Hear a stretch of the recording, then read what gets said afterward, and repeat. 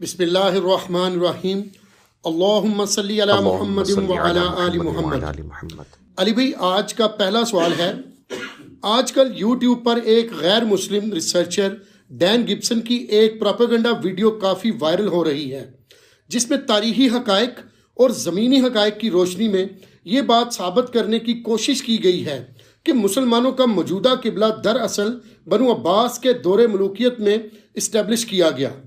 اصل قبلہ دراصل پیٹرا ہے جو جارڈن میں تھا۔ اس حوالے سے ابھی تک علی بھائی کیوں خاموش ہیں؟ دیکھیں جی، میری خاموشی کی جو ریزن ہے وہ بڑی سالڈ ہے۔ میں خواہ ایسے فتنے کو جو ابھی چھوٹے پیمانے پہ ہو اپنے اس بڑے پلیٹ فارم سے ہائی لائٹ کر کے مسلمانوں کے لیے کوئی مصیبت نہیں کھڑی کرنا چاہتا۔ ہاں، جو فتنہ آلریڈی ملینز آف پیپلز تک پہنچ چکا ہو اس کو میں ضرور ایڈریس کر دیتا ہوں۔ اب چونکہ یہ فتنہ بھی 10 ملین سے زیادہ لوگوں تک تو پہنچ چکا ہے، اس حوالے سے کہ ایک چینل کے اوپر میں نے اس کی ویورشپ دیکھی ہے آلموسٹ 5.8 ملین، اور ایک دوسرے چینل کے اوپر 2.6 ملین، اور اس کے علاوہ بھی کافی سارے لوگوں نے یہ ویڈیو ڈین گبسن کی اپلوڈ کی ہوئی ہے انگلش کے اندر۔ اب چونکہ انگلش تو آلموسٹ ہمارے تمام جتنے بھی یونیورسٹیز اور کالجز کے اسٹوڈنٹس ہیں یا پڑھے لکھے لوگ ہیں، اور ہماری دعوت کے ساتھ زیادہ تر وہی لوگ ریلیٹڈ ہیں جو پڑھے لکھے ہیں، ڈاکٹرز، انجینئرز اور ججز اور ایڈوکیٹس، ہر فیلڈ سے پڑھے لکھے لوگ چونکہ اٹیچ ہیں، تو اب وہ چونکہ انگریزی جانتے ہیں، کافی عرصے سے وہ میرے پیچھے پڑے ہوئے تھے کہ میں اس کے اوپر کوئی ویڈیو ریکارڈ کرواؤں، تو میں سب کو ٹال دیتا تھا کہ یار ابھی اس فتنے کو اس طریقے سے پذیرائی نہیں ملی، ہم خواہ اسے اردو ریکارڈنگ میں لے آئیں، اور جو لوگ انگریزی نہیں جاننے والے ان کو پہلے اس فتنے کے بارے میں بتائیں اور پھر ان کو ایجوکیٹ کریں، تو یہ ان پہ ظلم ڈھانے کے مترادف ہے، تو یہ بڑی سخت زیادتی والی بات ہے۔ لیکن چونکہ اب یہ فتنہ بڑے لیول پہ آیا تو میں نے ارادہ کیا کہ میں تھوڑی بہت اس حوالے سے ڈسکشن کروں۔ یہ ڈین گبسن کی جو ویڈیو ہے یہ آلموسٹ 1.5 گھنٹے کی ہے، 1 گھنٹہ اور 25 منٹ، اور اس ویڈیو کی اگر میں آپ کو بتاؤں نا، بنیاد سب کی سب تھیوریز کے اوپر ہے۔ اب اگر آپ بنیادی تھیوری ایک غلط گھڑ لیں گے تو اس کا رزلٹ پھر ظاہر غلط ہی نکلے گا، اور آپ اپنا لقمہ کسی دوسرے کے منہ میں ڈالنے کے لیے کہیں نہ کہیں ایسی چیزیں تھیوریٹیکل سپوز کریں گے، جب اس نظریے سے لوگ دیکھیں گے تو کہیں گے واقعی بڑی سالڈ بات کی ہے، لیکن وہ جو بنیاد رکھ رہا ہے کیا وہ بنیاد بھی ٹھیک ہے یا نہیں؟ اگر وہ بنیاد ہی ٹھیک نہیں ہے تو اوپر جتنی بھی آپ بلڈنگ کریں گے تو وہ ٹیڑھی کھڑی ہوگی۔ تو اس نے جن تھیوریز کا سہارا لیا ہے وہ بالکل نہ تو تاریخی حقائق کے ساتھ ملتی ہیں، اور نہ ہی آپ سمجھ لیں انسانیت کے نسل در نسل ٹرانسفر ہونے والے جو حقائق ہیں ان کے ساتھ وہ سپورٹیو ہے۔ مثلا اس نے اس ویڈیو کے اندر چند ایک پرانی مساجد دکھائی ہیں جو یہ ثابت کرنے کی کوشش کی ہے کہ یہ آلموسٹ جو ہے وہ جارڈن میں پیٹرا کی طرف ان کا رخ ہے۔ اب وہ ان زمانے کی مساجد ہیں جبکہ ہمارے پاس نیویگیشن سسٹم کوئی نہیں تھا، لوگ اندازے کے ساتھ مساجد بناتے تھے۔ ایون آج کے دور میں بھی جن لوگوں کو نیویگیشن سسٹم کا یا نارتھ اور ساؤتھ کو لوکیٹ کرنے کا میگنیٹک فیلڈ کے ذریعے سے نہیں پتا، تو وہ آج کل بھی قبلہ فائنڈر کے بغیر جو نکال رہے ہوتے ہیں، کئی ایک مساجد کے قبلے جو پچھلے 10-12 سالوں میں بنی ہیں ان کے بھی غلط ہیں، تو آج سے اگر 1200-1300 سال کی ایک مسجد آپ اٹھائیں اور کہیں جی اس کا قبلہ دیکھیں اس طرف ہے، اور پھر آپ ڈائریکشن بھی بے ایمانی کے ساتھ وہ والی لے رہے ہیں کہ جہاں دونوں طرف چانسز ہیں، اور اس میں آپ کو علم الکلام اور پھکی والا اینٹی وینم والا جواب دیتا ہوں کہ پاکستان میں آپ مدینہ شریف کی طرف رخ کریں یا کعبہ شریف کی طرف رخ، آلموسٹ ایک جیسا ہی بنتا ہے، کیونکہ ہم اتنی دور ہیں ان سے، چند ایک ڈگریز کا فرق ہے۔ ذرا سی بھی مسجد ٹیڑھی بنی تو جب آپ وہاں تک پہنچتے اب ظاہر ہے کہ یہاں ہلکا سا ٹیڑھا، اور یہ بڑھتے بڑھتے آپ دیکھیں جب آپ 2-2.5-3 ہزار کلومیٹر دور پہنچے تو کتنا فرق پڑ جائے گا۔ تو اب یہ ہم کہنا شروع کرتے ہیں کہ یہ جی، اور تھوڑا سا اور ٹلٹ ہو جائے تو بغداد شریف بن جاتا ہے، تو آپ یہ کہیں گے یہ پہلے زمانے میں مساجد بغداد شریف کی طرف ہوتی تھی۔ اس کا چیک کرنے کا طریقہ یہ ہے کہ آپ ان جگہوں کی مسجدیں اٹھائیں جہاں آپ کو 180 ڈگری کا پتہ چلے، اور وہ آپ کو بتا دیتے ہیں، آپ کو کہیں دور دراز جانے کی ضرورت نہیں ہے۔ مدینہ شریف کی کوئی مسجد نکالیں نا، کیونکہ مدینہ شریف میں آلموسٹ اپوزٹ ڈائریکشن بن رہی ہے. یعنی مدینہ شریف میں اگر مسجد نبوی شریف ہے نا، یہ روضہ شریف یہاں پہ ہے اور امام کعبہ یہاں پہ کھڑے ہوئے ہیں، تو خانہ کعبہ اگر اس طرف بن رہا ہے نا تو پیٹرا اس طرف بن رہا ہوگا. ٹھیک ہے. لیکن اگر آپ اس طرف سے دیکھ رہے ہیں اور ہزاروں کلومیٹر دور ہوں تو چاہے آپ خانہ کعبے کی طرف رخ کریں یا پیٹرا کی طرف، 19-20 کا ہی فرق نظر آئے گا. فرق اس وقت پتا چلے گا. یا میں وہ چونکہ کہہ رہا جی میں میتھمیٹیکل ریالٹیز کے ساتھ آیا ہوں، تو اس کا تو مجھے پتا نہیں ہے کہ میتھمیٹیشین ہے یا نہیں، لیکن میں نے تو انجینئرنگ کی ہوئی ہے اور میتھمیٹکس، اپلائیڈ میتھمیٹکس پڑھی ہوئی ہے ہم نے. تو اگر آپ نے کوئی اس طرح کا پرابلم لے کے آنا تو مدینہ شریف یا ایسی جگہوں کی مساجد کے نقشے لے کے آئیں جہاں پہ 180 ڈگری ہو پیٹرا اور خانہ کعبہ، اور پھر بتائیں کہ جی دیکھیں یہ قبلہ اس طرف تھا اور مسجد اس طرف بنی ہوئی ہے. اب وہ لے کے ایسی جگہ کا آتا ہے کہ جہاں ذرا سا بھی ٹیڑھا ہو جائے. اور پھر وہ خود بھی مانا ہے اس میں کہ کئی ایک مساجد ایسی ہیں کہ جو پیٹرا اور کعبے کے درمیان ہے، اور اختلاف سے بچنے کے لیے لوگوں نے بنا دی کہ نام نہ ادھر نہ ادھر، تو درمیان میں کریں. جو اختلاف سے بچنا تھا نہ ادھر کی بجائے وہ ادھر کر لیتے نا، نکال ہی دیتے اس اختلاف کو. وہ سارے پرانے زمانے کی مساجد ہیں. ایون نارتھ امریکہ میں نے بتایا 8 سے 100-150 سال پہلے جو مساجد بنی ہیں وہ بھی غلط بنی ہیں. اس کے اوپر میں نے الگ سے ایک ویڈیو ریکارڈ کروائی ہے کہ نارتھ امریکہ میں آپ نے قبلے کو لوکیٹ کرنے کے لیے اب نیویگیشن سسٹم کو یوز کرنا ہے. ٹھیک ہے. وہ ساؤتھ کی طرف سے وہ پہلے قبلے بنے ہوئے ہیں، وہ نارتھ کی طرف سے بنتے ہیں. وہ پوری میری ایک ویڈیو ڈائریکشن آف قبلہ ان نارتھ امریکہ، آپ یہ یوٹیوب پہ جا کے لکھیں تو میں نے وہ پوری کی پوری ساری چیزیں جو ہیں اس میں کھول کے بیان کی ہیں. تو اس طریقے سے وہ دھوکہ دینے کی کوشش کرتے ہیں. تو مدینہ شریف میں اگر آپ کوئی مسجد نکالیں یا کوئی ایسی جگہ کہ جہاں پہ یہ دو بالکل ڈفرنٹ ڈائریکشنز بن رہی ہوں، پھر آپ کو پتہ چلے گا. اب مدینہ شریف میں کیا ہے کہ مسجد نبوی شریف میں اگر آپ کھڑے ہو نا قبلہ رخ، یعنی میں اب اس طرف کیمرے کی طرف منہ کیا یا آپ لوگوں کی طرف آڈینس کی طرف، اگر میں قبلہ رخ ہوں نا مسجد نبوی میں، تو لیفٹ پہ میرا ایسٹ آتا ہے، یعنی سورج یہاں سے نکل رہا ہوتا ہے، اور رائٹ پہ میرا ویسٹ آتا ہے. اب لیفٹ پہ جب ایسٹ ہو گیا، رائٹ پہ میرا ویسٹ ہو گیا، تو میرا رخ ہو گیا ساؤتھ کی طرف، جنوب کی طرف. تو مسجد نبوی شریف سے یا مدینہ شریف میں قبلہ آلموسٹ ساؤتھ کی جانب ہے. ہمارا قبلہ آلموسٹ ویسٹ ہے. تھوڑی ڈگری کا فرق ہے، لیکن میں ایک موٹی موٹی بات کر رہا ہوں، باقی ڈیٹیلز اس ویڈیو میں آپ دیکھ لیں. تو اتنا فرق ہے. اب مسجد نبوی شریف میں آلموسٹ ساؤتھ کے اندر قبلہ ہے، لیکن جو پیٹرا ہے نا وہ اس طرف پیچھے بنتا ہے، آلموسٹ اس طرف شمال مغرب میں. تو اتنا زیادہ ڈفرنس ہونا تھا. اگر وہاں کی کوئی مسجد یہ ڈین گبسن نکال کے دکھاتا نا تو وہاں اس کی چوری پکڑی جانی تھی. اب وہ ظاہر ہے کہ اس نے بھی تو چلاکی کی، اپنا لقمہ اس کے منہ میں ڈالنے کی کوشش کی، تو یہ ہونا تھا. تو مسجد نبوی شریف یا پورے مدینہ شریف کے اندر کوئی ایک مسجد بھی نہیں ہے ایسی جو دکھا سکیں. اچھا، اب مسجد نبوی شریف، اور اس میں دیکھیں نبی علیہ السلام نے کتنی آسانی فرمائی. جامعہ ترمذی میں حدیث ہے، نبی صلی اللہ علیہ وآلہ وسلم نے فرمایا کہ مشرق اور مغرب کے درمیان سارا ہی قبلہ ہے، یعنی آسانی دے دی. لیکن یہ مدینہ شریف کے لیے ہے کہ چونکہ ساؤتھ یعنی جنوب جو ہے وہ سامنے ہے، قبلہ تو ایگزیکٹ آلموسٹ جنوب میں ہے. تو آپ علیہ السلام نے کہہ دیا کہ یہ مشرق سے لے کے نا مغرب تک، یہ ساؤتھ والی پوری سامنے جو سائڈ ہے نا، اس میں کسی بھی طرف رخ ہو جائے تو آلموسٹ قبلہ شمار ہوگا. یہ جامعہ ترمذی میں حدیث موجود ہے. ابھی اسی حدیث کی بنیاد کے اوپر مسلمان اندازے سے بھی قبلہ رکھ لیا کرتے تھے کہ ٹھیک ہے حضور نے اتنی ٹالرنس دی ہے تو اس میں چانس تھے. جس طرح ہم سب کانٹیننٹ میں کہتے ہیں کہ مغرب میں قبلہ ہے، حالانکہ مغرب میں نہیں ہے. اب آپ پنڈی اسلام آباد یا آپ جیلم میں آئیں تو جیلم میں قبلہ جو ہے وہ مغرب سے جنوب یعنی ویسٹ سے ساؤتھ کی طرف 12 ڈگری ہے. اس لیے آپ کو وہ نیویگیشن کے اعتبار سے اسے 258 پہ سلیکٹ کرنا پڑتا ہے، کیونکہ 270 بنتا ہے نا تو وہ 12 مائنس ہوگا 258. لیکن ہم کیا کہتے ہیں مغرب میں قبلہ ہے. تو ٹھیک ہے، اگر ایگزیکٹ مغرب میں بھی کوئی کر لیتا ہے 12 ڈگری کا فرق ہوگا، آلموسٹ قبلہ رخ ہوگا. جب نبی علیہ السلام نے ٹالرنس دی تو لوگوں نے اس وجہ سے اس وقت قبلے اندازے بعض اوقات بہت ایکوریٹ بھی رکھے ہوئے ہیں. میں یہ نہیں کہتا کہ بالکل ایکوریٹ نہیں تھے، یہ بھی تھے. جس کے پاس جو آپشن اویلیبل تھا تو وہ اس نے اویل کر دیا.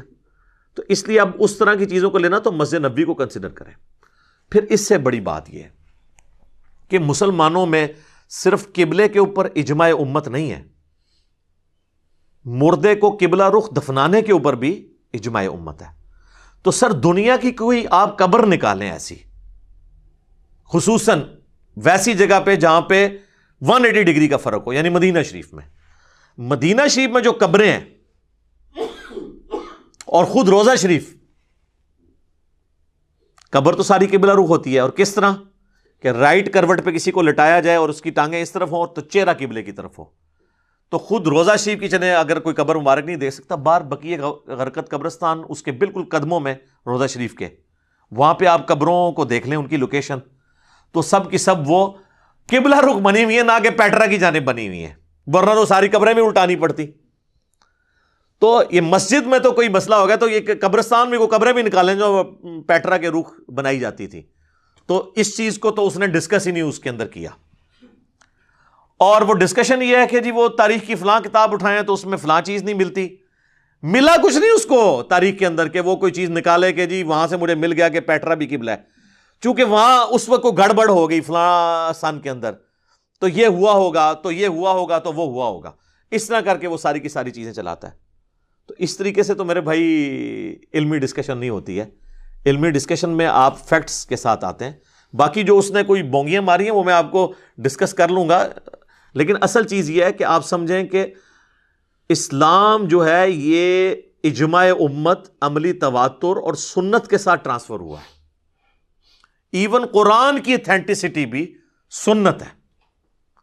سنت سے مراد نسل در نسل مسلمانوں نے ٹرانسفر کیا.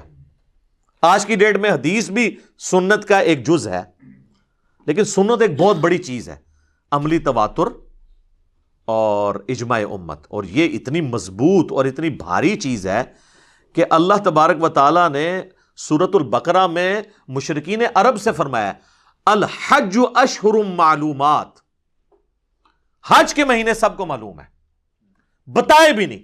یعنی وہ سنت سے ٹرانسفر ہو رہے تھے نسل در نسل.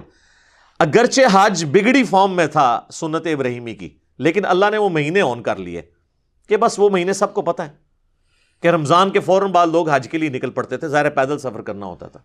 تو حج کے مہینے کون سے ہوتے تھے؟ شوال، ذیقعدہ اور ذوالحجہ، 3 مہینے، کیونکہ سفر شروع ہو جاتا تھا نا اس وقت، تو پیدل لوگوں نے آنا ہوتا تھا. تو یہ سنت اتنی بڑی چیز ہے. تو قرآن کی اتھینٹسٹی بھی سنت ہے، نسل در نسل مسلمانوں نے ٹرانسفر کیا. صحابہ سے سنا، تابعین نے، تابعین سے تبع تابعین نے، یوں کرتے کرتے کرتے یہ ٹرانسفر ہوا. نسل در نسل ہی یہ چیز بھی ٹرانسفر ہوئی کہ ہم قبلہ رخ نماز پڑھتے ہیں. دنیا سے احادیث کی کتابیں اٹھا لی جائیں، ایون قرآن بھی اٹھا لیا جائے، تب بھی مسلمان اپنی مردوں کو قبلہ رخ ہی دفنائیں گے، جنازہ پڑھ کے کفن دے کر ہی دفنائیں گے. مسلمان وضو اسی طریقے پہ کریں گے جو نبی علیہ السلام نے صحابہ کو اور صحابہ نے تابعین کو اور تابعین نے تبع تابعین کو سکھایا. یہ لادہ بات ہے کہ یہ ریٹن ریکارڈ قرآن کا اور سنت کا حدیث کی شکل میں یہ نور علی نور ہے. اس کے بغیر بھی نسل در نسل یہ چیزیں ٹرانسفر ہوئی ہیں. تو اجماع امت اتنی بڑی دلیل ہے کہ قرآن کی اتھینٹسٹی بھی اجماع امت ہے. لہٰذا یہ میری ایک آپ نصیحت یاد رکھیے گا، امت میں کوئی بھی نظریہ ایسا جس کو امت میں کوئی مکتبہ فکر آن نہ کرتا ہو، وہ اس کی گمراہی کے لیے وہ نظریے کی یہی چیز کافی ہے کہ یہ اس سے پہلے چیزیں ایگزسٹ نہیں کرتی تھی. ہاں یہ ہو سکتا ہے کہ ایک فرقہ آن کرتا ہے دوسرا نہیں کرتا، تو آپ اس کو سیریس لیں کہ یہ ہو سکتا ہے یار یہ کیسے ہو گیا، ایک اتنا بڑا فرقہ یہ کہہ رہا ہے تو اب دیکھنا ہے میں نے دونوں میں سے کون ٹھیک ہے. لیکن اگر ہر فرقہ ہی ایک بات کر رہا ہے تو اس کا کیا مطلب ہے کہ عملی تواتر اور اجماع سے یہی بات ٹرانسفر ہوئی ہے. مثلا سارے فرقے یہی کہتے ہیں، سنی ہو شیعہ، ان کے جتنے آف شوٹس ہیں، حنفی، شافعی، مالکی، حنبلی یا اہل حدیث، اہل تشیع میں بھی اثنا عشری ہوں، زیدیاں ہوں، اسماعیلیہ ہوں، اس کے علاوہ ایون خوارج جو ان دونوں کو گمراہ سمجھتے ہیں، سنی اور شیعہ کو. عباسیہ ابھی بھی موجود ہیں، عمان میں انہی کی حکومت ہے. یہ سب جس بات پہ متفق ہیں، حالانکہ ان کی تو ضد ہے ایک دوسرے سے اختلاف کرنا، اور سب اگر ایک بات پہ متفق ہیں تو اس کا مطلب ہے وہاں گنجائش ہی نہیں تھی، اس لیے انہوں نے سینگ پھنسانے کی کوشش نہیں کی، ورنہ تو ضرور پھنساتے. یار خلفاء کے اوپر اختلاف ہو گیا، 4 خلفاء کے اوپر اتنا بڑا سینگ پھنسایا ہے تو باقی چیزوں میں بھی پھنسا لینا تھا انہوں نے. لیکن آپ دیکھیں نہیں، خوارج ہوں، اہل سنت ہوں، اہل تشیع ہوں، یہ مین 3 بڑے گروہ ہو گئے نا، باقی تو سارے ان کے آف شوٹس ہی ہیں. ایون منکرین حدیث ہی کیوں نہ ہو، معتزلہ ہوں، ناصبی ہوں، رافضی ہوں، جو بھی ہوں، سب کے سب قبلہ خانہ کعبے کو ہی مانتے ہیں، جو موجودہ سعودی عرب یا حرمین شریف میں مکے کے اندر ہے. سارے کہتے ہیں کہ قرآن حکیم یہی ہے 2 گتوں کے درمیان. یہی قرآن جو میرے ہاتھوں میں ہے یہ سعودیہ سے شائع ہوا ہے. ایک دمشق کے رائٹر ہیں، ان کا لکھا ہوا، عثمان طٰہٰ کا لکھا ہوا یہ، جس کے اوپر میری پچھلے دنوں ویڈیو بھی ریکارڈ ہوئی تھی، کیا سنی اور شیعہ کا قرآن الگ ہے. عثمان طٰہٰ کی یہی جو کتابت ہے یہ ایران والے بھی پرنٹ کر رہے ہیں. اس کے ہر صفحے کے اوپر آیت مکمل ہوتی ہے. اتنا زبردست اس نے یہ لکھا ہے، ابھی زندہ ہے وہ. آپ گوگل میں جا کے اس کا نام لکھیں عثمان طٰہٰ تو پورا اس کا آپ کو اس کی پوری کیلیگرافی کی جتنی بھی خدمات ہیں وہ نظر آ جائیں گی. تو مصحف کے اوپر اتفاق، قبلے کی ڈائریکشن کے اوپر اتفاق، مردے کو قبلہ رخ دفنانے کے اوپر اتفاق، اور اسے شریعت کی ٹرم میں کہتے ہیں اجماع امت، یونینیمسلی ایگریڈ اپان چیزیں جسے مشترکہ طور پہ سارے کہتے ہیں. تو اجماع امت ہے قبلہ کے اوپر. جب دوسری کوئی رائے نہیں ہے تو لہٰذا اب اس کی طرف اتفاق کرنے کی ضرورت نہیں ہے. ہاں اگر 2 رائے پائی جاتی ہوتی پھر ہم اس کو تھوڑا سیریس لیتے. تو اجماع خود سب سے بڑی دلیل ہے. ہمارے دین کی حفاظت اجماع امت کے ذریعے ہوئی ہے. قرآن کی حفاظت، احادیث کی حفاظت، یہ سب کا سب اجماع امت کی وجہ سے. اور نبی الاسلام کی حدیث بھی ہے المستدرک للحاکم میں، صحیح سند کے ساتھ ہے، اور اس کی ایک سند المعجم الکبیر طبرانی میں بھی موجود ہے کہ نبی صلی اللہ علیہ وآلہ وسلم نے فرمایا اللہ تعالیٰ میری امت کو کبھی بھی گمراہی پر جمع نہیں ہونے دے گا، جماعت پہ اللہ کا ہاتھ رہے گا. یعنی ایسا کبھی نہیں ہوگا کہ جس طرح اگلے نبیوں کی امتیں 100% ہی گمراہ ہو گئیں، جس طرح جوز اور کرسچنز ہیں وہ 100% گمراہ ہو گئے نا، میری امت 100% گمراہ نہیں ہوگی. ایسا نہیں ہوگا. امت کی مین سٹریم حق پر قائم رہے گی، اور وہ آپس میں اتنے شدید اختلافات کے باوجود اگر مصحف کے اوپر متفق ہیں، قبلے کے اوپر متفق ہیں، 5 نمازوں کے اوپر متفق ہیں، تو پھر تو بات کو سیریس لینا چاہیے نا کہ یہ اسلام کے قلعے میں کوئی درار ڈالنے کی کوشش کر رہا ہے اس طریقے سے تحقیق کے نام کے اوپر. اب اچھی سی 4K آپ ریکارڈنگ کروا کے اور کوئی پرانی مسجدیں دکھا کے تو اس طریقے سے آپ کر لیں. وہ تو میرے بھائی نیشنل جغرافی کے اوپر انہوں نے تو تھیوری آف ایوولوشن بھی ثابت کر دی ہوئی ہے ویڈیوز کے ذریعے سے. وہ اس طرح تو نہیں ثابت ہوتی ہیں. وہ چیز ہونی چاہیے جو جوڈیشری میں پروف بھی ہو سکے.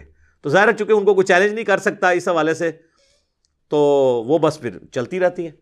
تو یہ بھی انہوں نے بالکل ایک گمراہی کا راستہ کھولا ہے. ایسا نہیں ہے کہ یہ اس طریقے سے ہو، بلکہ اللہ تبارک و تعالیٰ نے اس امت کی حفاظت کی ذمہ داری خود لی ہے اجماع امت کے ذریعے سے.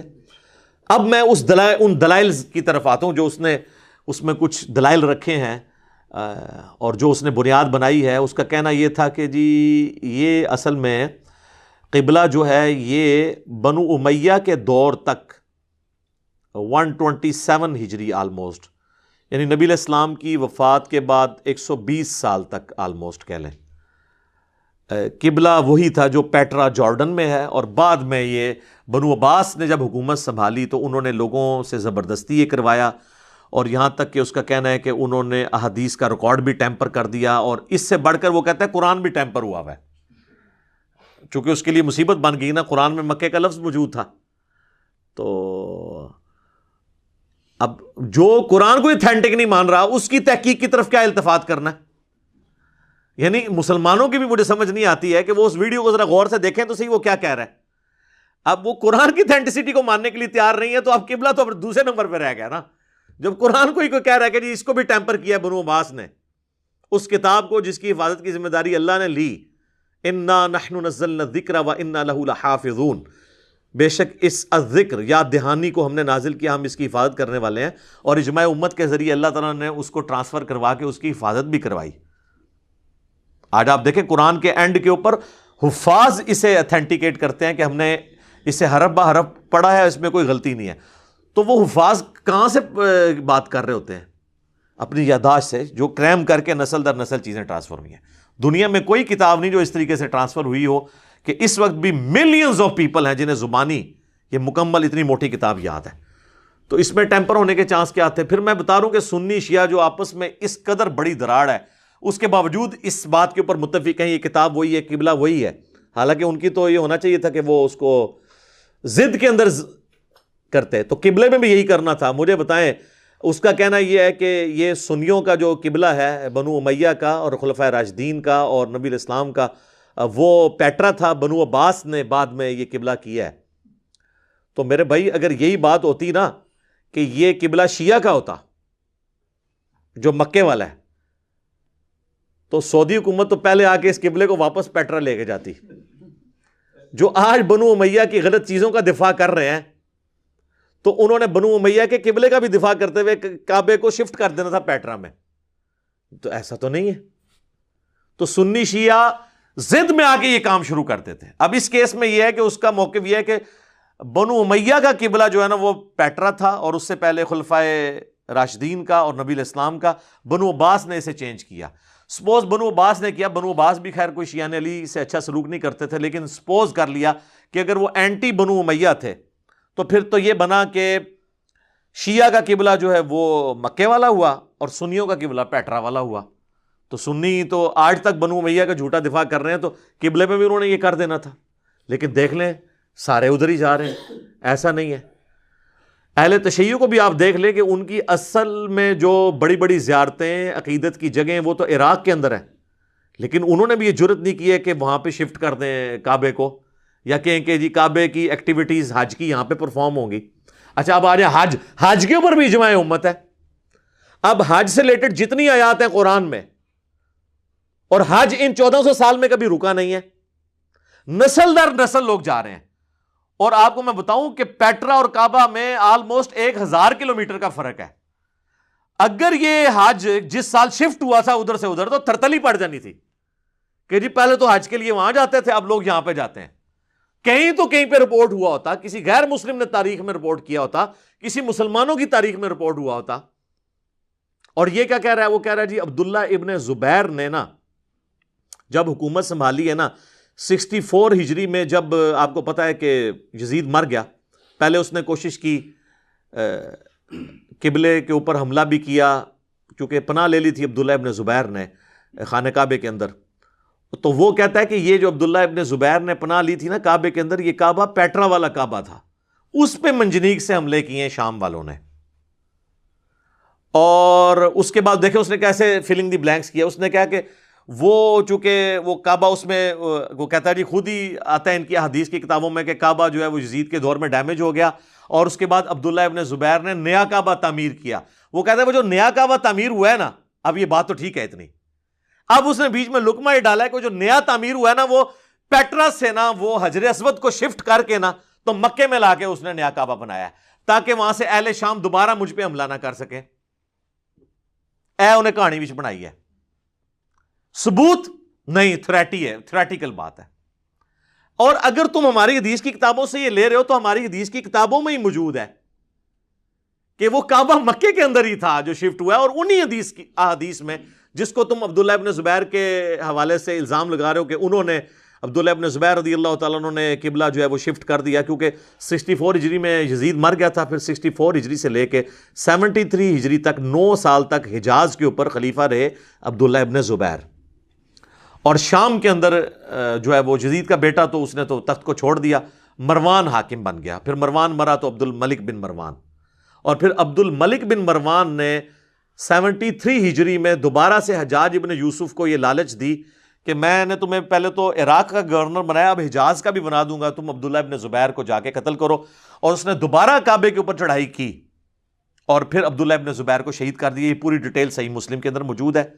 اور پھر اس نے ضد میں آ کے نا اس کعبے کو توڑ کے دوبارہ سے تعمیر کیا جو عبداللہ ابن زبیر نے توڑوا کے بنوایا تھا جب غلاف کعبہ جل گیا تھا یزید کے دور میں. ٹھیک ہے، یہ پوری بات صحیح مسلم میں ڈیٹیل کتاب الحج چیپٹر میں آپ کو مل جائے گی. بخاری میں بھی اس کا وہ والا حصہ موجود ہے، بخاری و مسلم یہ دونوں کی حدیث ہے. نبی علیہ السلام اما عائشہ سے فرمایا کرتے تھے، اے عائشہ اگر مجھے خیال نہ ہوتا کہ تیری قوم نئی نئی جہالیت سے پھری ہے تو میں حتیم کو، جو کعبے کا ایکسٹینڈڈ والا پورشن ہے، اس کو توڑ کے کعبے کے اندر داخل کر دیتا اور ابراہیمی بنیادوں کے اوپر کعبے کو تعمیر کرتا، یعنی ریکٹینگولر شیپ میں. لیکن پھر میں خانہ کعبے کے دروازے کو زمین کے لیول پہ لے آتا تاکہ عام لوگ بھی جائیں. اتنا اونچا انہوں نے رکھا تھا, صرف بڑے سردار اندر جاتے تھے. پھر آپ نے فرمایا کہ مجھے خدشہ ہوا کہ تیری قوم نئی نئی جاہلیت سے پھری ہے, تو وہ یہ نہ سوچیں کہ اس نے کعبہ گرا دیا. اب یہ حدیث چونکہ عبداللہ ابن زبیر کو پتہ تھی, اور عبداللہ ابن زبیر بھانجے تھے, محرم تھے حضرت عائشہ کے, جب وہ خلیفہ بنے نا تو انہوں نے اما عائشہ سے, یعنی چونکہ یہ چیزیں سنی ہوئی تھی یہ احادیث, تو انہوں نے کہا کہ اب میں یہ خواہش حضور کی پوری کرتا ہوں. تو انہوں نے خانہ کعبے کو, چونکہ وہ ڈیمیج تو ہوا تھا یزید کی منجنیق کی بمباری کے اندر, صحیح مسلم میں ڈیٹیل حدیث ہے, تو انہوں نے پھر خانہ کعبے کو دوبارہ سے تعمیر کر کے نا ریکٹینگولر بنا دیا, رتیم کو اندر کر دیا, اور اس کا دروازہ بھی نیچے کر دیا. یہ کیا, اور یہ حدیث مسلم شریف میں ڈیٹیل سے ہے, بخاری میں موجود ہے. اب یہ ہو گیا لیکن جب 73 ہجری میں عبداللہ ابن زبیر کو شہید کر کے ان کی لاش ٹانگ دی گئی, ان کو یہودیوں کے قبرستان میں پھینکا گیا, مسلم شریف میں حدیث ہے, یہ آل امیہ جس کا یہ دفاع کرتے ہیں, انہوں نے کیا ایک صحابی رسول کے ساتھ, اور عام بندہ نہیں, حضرت زبیر کا بیٹا, حضرت ابوبکر کا نواسا, اور سیدہ عائشہ کا بھانجا عبداللہ ابن زبیر, اور خود بھی صحابی رضی اللہ عنہم اجمعین وعلیہم السلام اجمعین. تو اس کے بعد حجاج نے نا کہا کہ یہ تو اس نے چینج قبلے کو, حتیم کو داخل کیا, اس نے کعبے کو تڑوا کے دوبارہ سے خانہ کعبے کو اتنا ہی بنایا اور حتیم باہر نکال دیا, وہ آج تک باہر ہی ہے. لیکن اس میں نماز پڑھنا گویا کعبے میں نماز ہے, اس لیے طواف اس کے باہر سے ہوتا ہے کیونکہ وہ کعبے کا حصہ ہے. وہ صحیح بخاری میں آتا ہے کہ مشرکین عرب نے اپنے حلال پیسے سے تعمیر کرنے کی کوشش کی, لیکن پیسہ ختم ہو گیا, تو انہوں نے ایک کمرہ تو مکمل کر لیا, اس کو ان کے پاس اتنی جگہ تھی تو اتنی بس دیوار چڑھا کے چھوڑ دی. وہ انہوں نے ڈیزائن نہیں بنایا تھا, بیسیکلی ان کے پاس پیسہ ختم ہو گیا تھا, تو حضور کی خواہش تھی کہ ٹھیک ہے میں کر دوں گا, لیکن آپ نے اس کو پھر نہیں کروا سکے ایک فتنے کے ڈر سے بچنے کے لیے, تو عبداللہ ابن زبیر نے کروا دیا. حجاج نے دوبارہ توڑا. مسلم شریف کے الفاظ ہیں, جب عبد الملک بن مروان جو خلیفہ تھا وہ جب آیا نا مکہ شریف, تو اس کو لوگوں نے شکایت کی کہ یار یہ حجاج نے پھر کعبہ توڑ کے بنایا ہے, کیا ضرورت تھی, حضور کی یہ خواہش پوری کی تھی عبداللہ ابن زبیر نے, تمہارا اس سے اختلاف اپنی جگہ, لیکن کیا ضرورت تھی تمہیں. تو وہ جب اس نے 2-4 بندوں سے بات سنی تو کہتا ہے کاش مجھے یہ بات پہلے پتہ ہوتی تو میں حجاج کو کبھی بھی کعبہ توڑنے نہ دیتا. اگر حضور کی یہ خواہش تھی نا, تو عبداللہ ابن زبیر چاہے ہمارا مخالف ہی تھا, اگر اس نے وہ بنا دیا تھا تو میں قبلہ توڑنے نہ دیتا, تو مجھے اس بات کا نہیں پتا تھا. تو اس نے بھی, بنو امیہ نے بھی انڈورس کر دیا اس کعبے کو. کس کے کعبے کو؟ عبداللہ ابن زبیر کے. تو یہ کس نے کہتے ہیں کہ بنو امیہ کا قبلہ وہ تھا پیٹرا والا, ورنہ تو بنو امیہ فوراً توڑ کے دوبارہ پیٹرا شفٹ کر دیتے. اور پھر مزے کی بات, چور اپنی لنگوٹی چھوڑتا ہے. یہ ڈین گبسن نے اپنی یہ لنگوٹی چھوڑی ہے, اس سے پوچھیں کہ 73 ہجری میں تو عبداللہ ابن زبیر نے کعبہ شفٹ کر دیا مکے کے اندر, وہ کہتا ہے 70 ہجری میں کیا ہے, 73 ہجری کے اندر وہ شہید ہو گئے اور دوبارہ بنو امیہ کی حکومت واپس آ گئی. اور 73 ہجری میں جب واپس آئی ہے تو اس کے بعد کم از کم وہ 50 سال تک حکومت رہی ہے ان کی. اس دوران ہی وہ قبلہ واپس لے جاتے, ضد میں لے کے جاتے, جہاں انہوں نے اتنے ضد میں کام کیے ہیں یہ بھی کرتے, قبلہ تو وہی تھا. تو اس کی یہ بات بھی غلط ہے کیونکہ بنو امیہ کی حکومت وہاں ختم نہیں ہوئی, دوبارہ واپس آ گئی تھی. وہ تو 127 میں ختم ہوئی ہے, تو 73 ہجری میں بنو امیہ خود بن گیا حاکم دوبارہ. عبد الملک بن مروان بنا, اس کے بعد اس کا بیٹا ولید بن عبد الملک بنا, پھر اس کا چھوٹا بھائی سلمان بن عبد الملک بنا, پھر حادثاتی طور پہ حضرت عمر بن عبد العزیز بن گئے, پھر اس کے بعد یزید بن عبد الملک بنا, پھر ہشام بن عبد الملک بنا. یہ سب کے سب جو ہیں وہ یکے بعد دیگے خلفاء بنتے رہے, کسی نے وہ دوبارہ پیٹرا میں کعبہ شفٹ ہی نہیں کیا. یہ کہتے ہیں یہ عبداللہ ابن زبیر نے مکے میں کیا تھا, تو عبداللہ ابن زبیر نے کیا تھا, تو جس حجاج نے وہ کعبہ توڑ کے دوبارہ بنایا تھا وہ حجر اسود نکالتا, دوبارہ پیٹرا شفٹ کر دیتا. کڈی وڈی نے کہانی بنائی ہے, وہ فٹنگ ہی نہیں بیٹھتی, اور اس کے پلے کوئی شے نہیں ہے سوائے گپ شپ کرنے کے اور جن چیزوں کو بھی. لیکن اب مسلمانوں کا بھی قصور ہے, ہمارے کچھ علماء نے جواب دینے کی کوشش کی ہے, لیکن وہ ظاہر ہے ان میں زیادہ تر حنفی علماء ہیں, نہ انہوں نے بخاری پڑھی ہوئی, نہ مسلم پڑھی ہوئی, نہ انہیں تاریخی حقائق پتہ, اور وہ تاریخی حقائق جو بخاری مسلم میں آئے ہیں, سیرت ابن اسحاق کے یا سیرت ابن ہشام کے نہیں, نہ تاریخ طبری کے, کہ جن کے اندر مسنگ لنکس بھی ہیں اور اسناد کے اندر کمزوریاں بھی ہیں. یہ احادیث کی کتابیں تو پوری اسناد کے ساتھ جمع کی گئی ہیں, لیکن ایون ان کے اندر بھی اس کے پلے کوئی شے نہیں ہے کہ وہ پیش کر کے تو وہ کوئی اس طریقے سے ہنگامہ کھڑا کر سکے. لیکن چونکہ مسلمانوں کے پاس نالج نہیں ہوتا, وہ کہتے ہیں جی انہیں مسجد دکھاتی ہے, اور جناب مسجد ہے تسی داتا صاحب ال رک کر کے بھی بنا کے دکھا کے تے چڑھا دو نیٹ ہوتے, اس سے تو جو مرضی چڑھا لو. یعنی جن لوگوں کا یہ حال ہو کہ وہ کہیں کہ جی قرآن کے اندر یوفون لکھا ہوا ہے، ہاں سورہ دہر میں لکھا ہے نا یوفون، وہ اپنی یعنی اپنی نظر اللہ کے لیے جو ہے وہ پوری کرتے ہیں مسلمانوں کی، اللہ نے اہل ایمان کی نشانی ہے۔ مسقال بھی ہے جی، مسقال ذرۃ خیرا یرا، جس نے ذرے کے برابر بھی نیکی کی تو دیکھ لے گا۔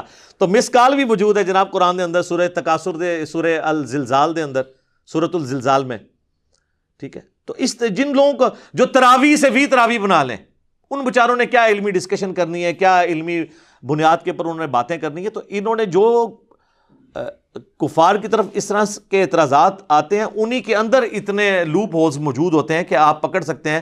اب یہ کتنی بڑی 2 نمبری اس کی پکڑی گئی ہے کہ عبداللہ ابن زبیر نے شفٹ کیا ہے، تو بھی اس کے بعد بھی تو 50 سال بنو امیہ حکمران رہے ہیں، تو واپس لے جاتے ہیں نا پیٹرا۔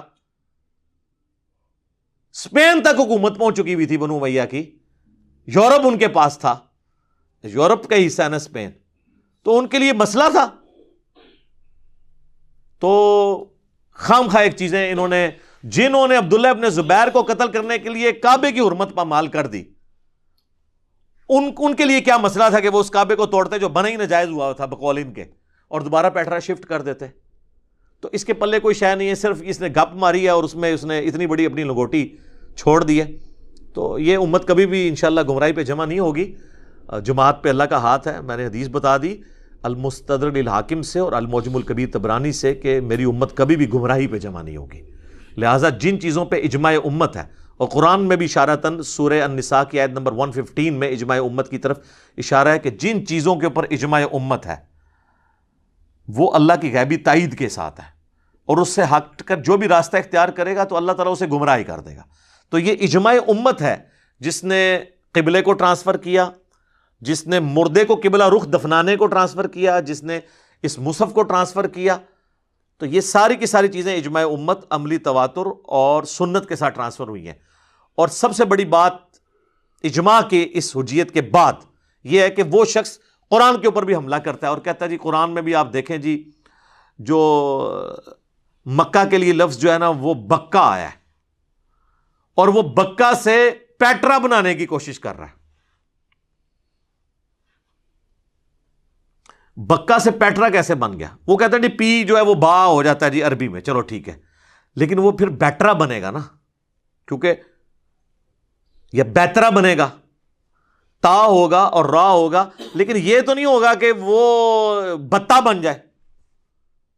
اور یہ پیٹرا سٹی پوری دنیا کو پتا ہے یہ 700 سال قبل از مسیح ہے، یہ شہر آباد جو ہے یہ آج کا نہیں ہے، اور یہ بہت بڑی ہسٹورک پلیس ہے، لوگ جاتے ہیں ادھر ابھی بھی پیٹرا، یہ جتنے جو سیاح ہیں نا جارڈن میں وہ جا کے اس کو وزٹ کرتے ہیں، اور وہ زیادہ تر کرسچنز جاتے ہیں کہ وہ ان کی اپنی ایک پرانی آپ سمجھ لیں ٹریڈیشنز موجود ہیں، اس شہر کے ساتھ ان کی وابستگی ہے کہ وہ قبل از مسیح شہر ہے، پھر بعد میں مسیح اس کو لے کے چلتے رہے، اور یہ سارا سلسلہ تو خام خواہ وہ اس میں بناتا ہے اور کہتا ہے جی قرآن میں جی بکہ ہے، تو وہ بکہ اگر ہو تو وہ اگر آپ اس کو انگریزی میں بھی لے کے آئیں اور با کو پی بنانے کی کوشش کریں تو وہ پکا بنے گا، پیٹرا تو نہیں بنے گا، کیونکہ ٹی کے اگینسٹ عربی میں تا استعمال ہوتی ہے، ٹھیک ہے نا، ٹی کی جگہ تے استعمال کرتے ہیں وہ، اس لیے پاکستان وہ کہتے ہیں نا پاکستان، تو وہ پی کی آواز کا با نکال دیتے ہیں،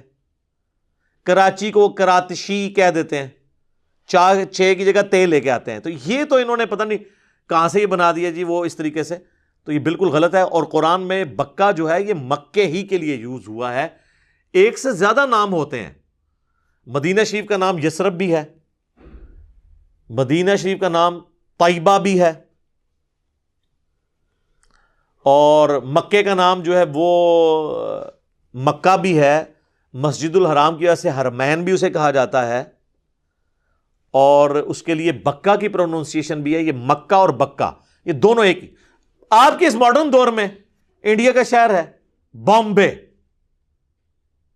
اسے ممبئی بھی کہتے ہیں اور بمبئی بھی کہتے ہیں، صرف میم اور بیم با کا فرق ہے، سیم یہی ہے، بکہ مکہ، بمبئی ممبئی۔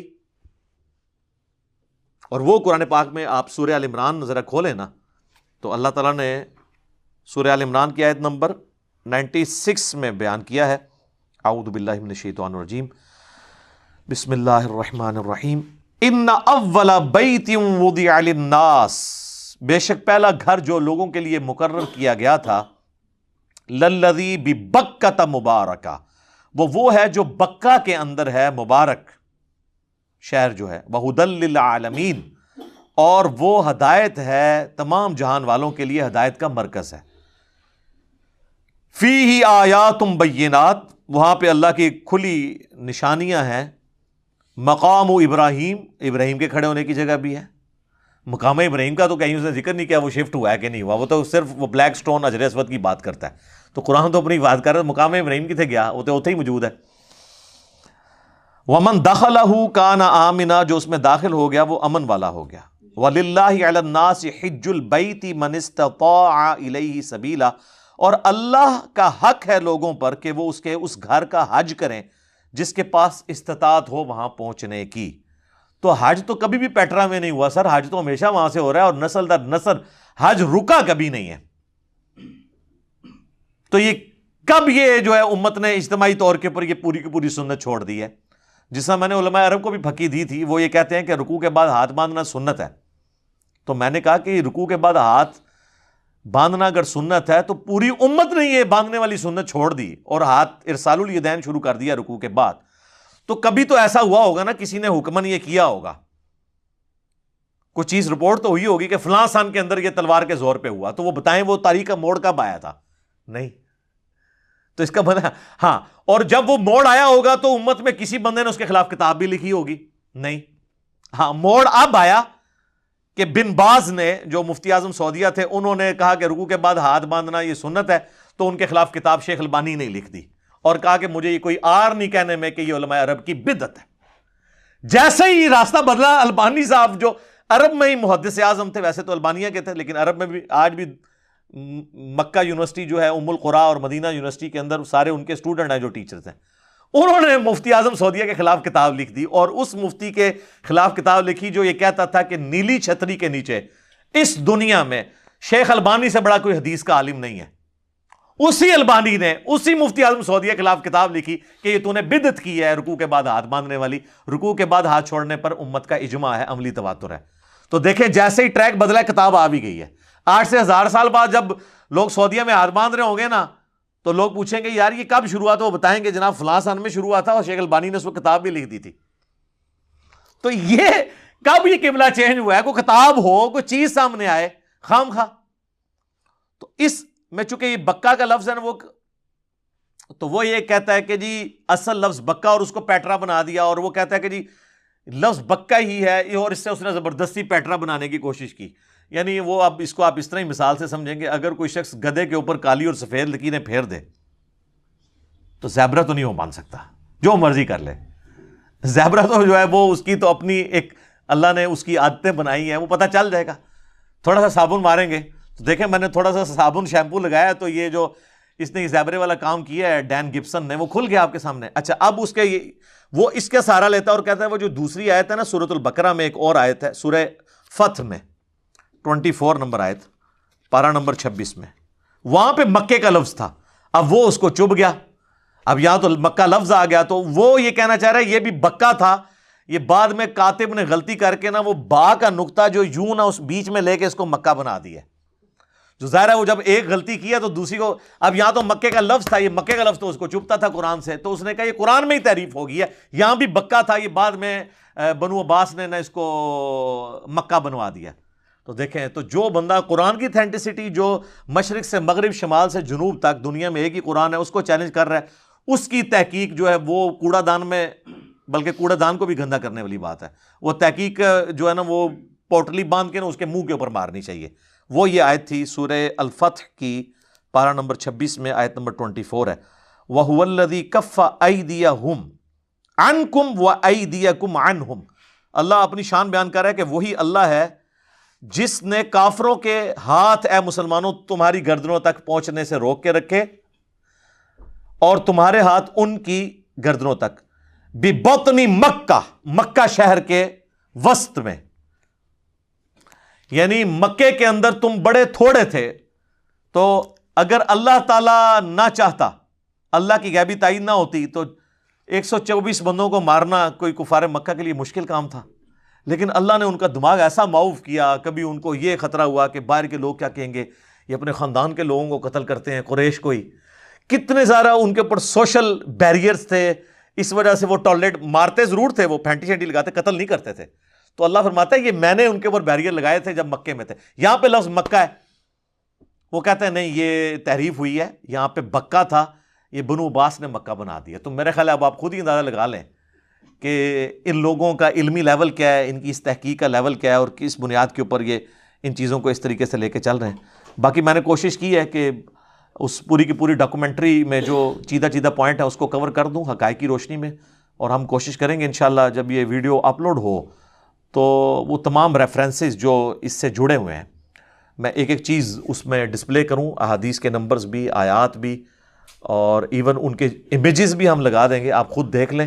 اور میں نے جو جتنے بھی علمی دلائل رکھے ہیں یہ اتنے اسٹرانگ ہیں کہ اس کے بعد کوئی گنجائش نہیں ہے کہ کوئی شخص التفات کرے اس طرح کی چیزوں کی طرف۔ باقی آپ کو میں پاکستانی قوم کو سمجھانے کے لیے ایک آخر میں مثال دے دیتا ہوں۔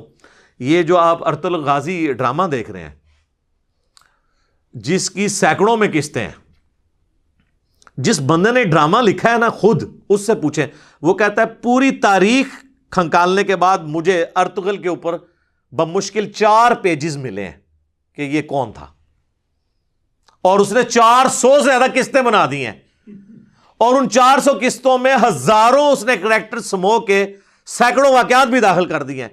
اور جس بندے نے لکھا ہے نا وہ کہہ رہا ہے مجھے 4 صفحے ملے ہیں، تو اس سے یہ پوچھیں یہ جو 4 صفحوں کو 4 لاکھ صفحے بنا دیا ہے تم نے، 4000 نہیں، وہ قسطیں ذرا آپ لکھنی شروع کریں۔ تو وہ کہتا ہے کہ میں نے یہ اس کو خود ایک ڈیزائن کیا، ایک ڈرامے کے طور پہ اسے پیش کیا، لیکن پاکستانی قوم سمجھ رہی ہے کہ ایسا ہی ہوا تھا، یعنی ارطغرل کے ساتھ یہ اس طریقے سے ہوا تھا۔ اب آپ لوگ وہ کہیں گے جی ہم نے خود دیکھا ہے یہی ہوا رہا تھا۔ بس اسی طریقے سے جس نے ڈین گبسن کی وہ ڈاکومنٹری دیکھی ہے وہ کہتا ہے جی وہ خود ہم نے دیکھی ہے جی، وہ مسجد وہ تھوڑی سی پیٹرا کی طرف ہی تھی، لیکن میں نے آپ کو بتایا اس نے کتنے اس میں علمی دھوکے دیے ہیں جن کو میں نے آلموسٹ الحمدللہ اس مختصر وقت کے اندر بے نقاب کر دی ہے۔ باقی عقل والوں کے لیے یہ دلائل انشاءاللہ تعالی کافی ہو جائیں گے۔ اللہ تعالیٰ سے دعا ہے جو حق بات میں نے کہی اللہ تعالیٰ ہمارے دلوں میں راسخ فرمائے، اگر جذبات میں میرے منہ سے کوئی غلط بات نکل گئی تو اللہ تعالیٰ ہمارے دلوں ہی سے معاف کر دے، ہمیں کتاب و سنت کی تعلیمات پر عمل کر کے دوسرے بھائیوں تک پہنچانے کی توفیق فرمائے۔ سبحانک اللہم و بحمدک، اشہد ان لا الہ الا انت، استغفرک و اتوب الیک، وما علینا الا البلاغ المبین۔ جزاکم اللہ خیرا۔